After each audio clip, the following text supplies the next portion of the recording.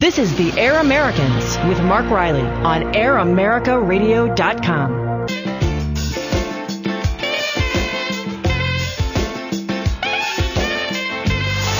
Air America proudly presents The Air Americans with your host, Mark Riley. Air Americans. And this is David Bender in for the vacationing, I suppose you can call a long weekend vacationing, Mark Riley.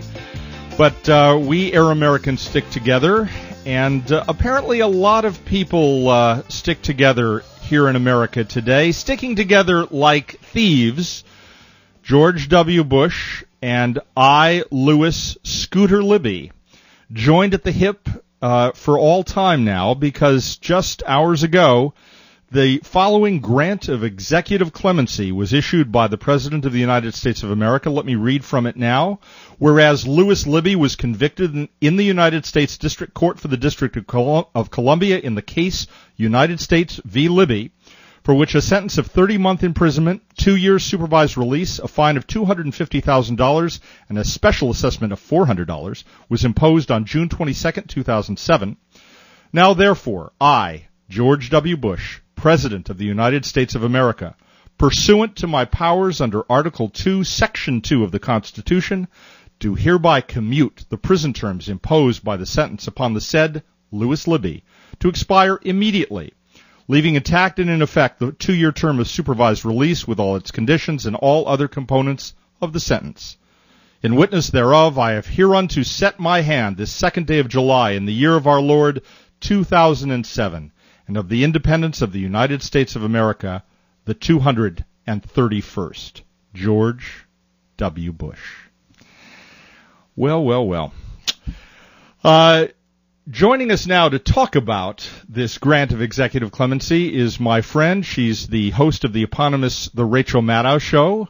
Dr. Rachel Maddow, thanks for joining us on the Air Americans. David, thank you for having me. I have to say, in reading the official heretofore set my hand version of this, it's so gross to hear this described in the same breath as the Lord. Isn't it? The Lord giveth and the Lord crieth. I mean, this is where, by the way, I'm not a Christian, as I've said many times on the air, and I don't say that in a pejorative way. I don't get to say Jesus wept in the same way that a Christian person can. But Jesus is definitely weeping at this. It's just here's what this is. This is the beginning. This is not the end of the Bush administration and Scooter Libby. This is the beginning, and it's the beginning because the commutation will only precede the pardon. This just keeps Scooter out of jail while he continues to appeal, and until they can get enough political capital or political timing behind them and momentum. And the pardon you think will come on the way out the door? Is the pardon is at the end? Is that your view? Yeah. Sure. Whenever they feel like they've got nothing further to lose, there will be the pardon. But this also should not be the end. This should also just be the beginning in terms of the Democrats really, really confronting the White House on this, because this is now no longer about Scooter Libby. This is about the president. And so this is the Democrats' opportunity to really take this thing about lying about the war, which is where this came from, take it home to where it has roosted all along, and to take it to George W. Bush. This sets this case free from Scooter Libby's shoulders. Well, it's funny because we've been talking, of course, a lot about this whole issue. You and I have talked about it a great deal. Just talked about it actually in your absence on the Rachel Maddow Show last week when I was in for you. You did a wonderful job. Thank you for filling in. Thank you. They're, as I said, they are big sneakers to fill. But in fact, we talked about the whole issue of impeachment. Jerry Nadler taking the position that you can't get the work done. This whole, Nancy Pelosi said it in a conference call with bloggers just a few days ago. You can't do the work that the Congress, supposedly has been elected to do and pursue impeachment, the walk and chew gum principle. And in fairness, it's more than walking and chewing gum. It does suck all the oxygen out of, the political air chamber if you start impeachment. But with something like this, Rachel, how can you not? Well, the idea, too, that Nancy Pelosi is getting such great work done in Congress that she can't possibly pause to do something that would be a tangent like impeachment, which is the most important thing a person could do for the country if you believe in pursuing our branches of government and their distinct roles as being something that might matter to America 200 years down the line. I mean, the idea that, whatever Nancy Pelosi is compromising about with trade deals with South Korea is more important right now makes me crazy. I actually might well have that little animal sound if I had the button here that went wow. but in fact, you're right that what they misread and what they have misread all along is whether or not the American people, so-called, have the appetite for impeachment. Yeah. The American people have an appetite for the truth. They can handle the truth, and what needs to come out here, and this is just an example of why it hasn't, is when you engage in this kind of action in which you're commuting the sentence, giving clemency, you're saying it is okay to stonewall either the government or the Congress or any kind of investigation into these abuses of power. Mm-hmm. And the oversight that we've just started to have in this Congress, that, it's finally happened after 6 years of Republicans saying, what? I don't see any problem here. Why should I hold a hearing? They're finally starting to do it. I can't understand, and I said this, to any number of people in the course of this last week on your show, and I've been saying it for months. I'm not saying we prejudge the conclusion of what these investigations will lead to, but we better damn well keep an open mind to where the evidence takes us. Yes. And that's all I would ask. Yeah, and that strategically makes a lot of sense. I mean, that is the argument from the I do not plight my troth with the Democrats. I want the Democrats to do the right thing by the country. I also want the Republicans to do the right thing by the country. I have more hope for the Democrats, but it doesn't mean that I consider myself to be in their in their boat with them. You know what I mean? But the Democrats in control of Congress, I think, have a very plausible argument in pursuing the Conyers and Waxman strategy, which is to investigate on behalf of the American people and out of respect for the Constitution, and to follow every lead and to shine light into every dark corners of this very dark-cornered administration, and to then see what we have found and lay it out before the American people, and then see what the clamor is for impeachment. The impeachment shouldn't lead the people.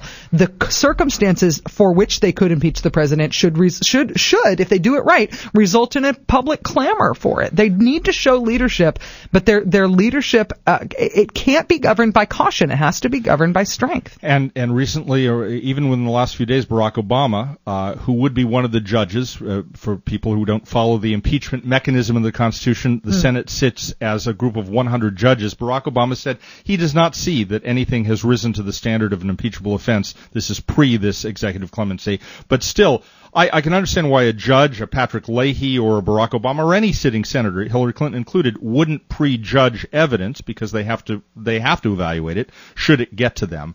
But to say that nothing in this Bush administration rises to the standard of impeachment, if that is in fact the accurate quote, that's troubling. Well, wait, but did you see what Barack Obama said about the commutation today?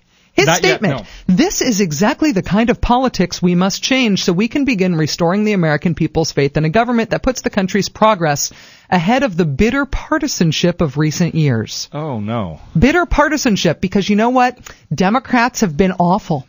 And the partisanship, it's that kind of People forget Barack Obama went in and campaigned for Joe Lieberman now, didn't he? Yeah.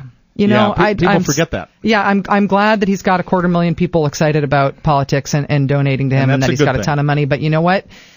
He's missing the point. I'm with you here. Rachel, we only have a minute left. I'm going to let you go home, but let me say the following.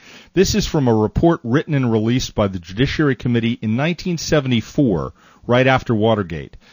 In the Constitutional Convention, George Mason argued that the president might use his pardoning power to, quote, pardon crimes which were advised by himself, unquote, or before indictment or conviction, quote, to stop inquiry and prevent detection, unquote. James Madison responded, if the president be connected in any suspicious manner with any person, and there be grounds to believe he will shelter him, the House of Representatives can impeach him. They can remove him if found guilty. Madison went on to say, contrary to his position in the Philadelphia Convention, that the president could be suspended when suspected, and his powers would devolve on the vice president, who could likewise be suspended until impeached and convicted if he were also suspected. So we can suspend these guys, at least if the founding fathers had their way. Yeah, I think it's like junior high school. You're suspended. Go sit in a corner. You know what I hear right now?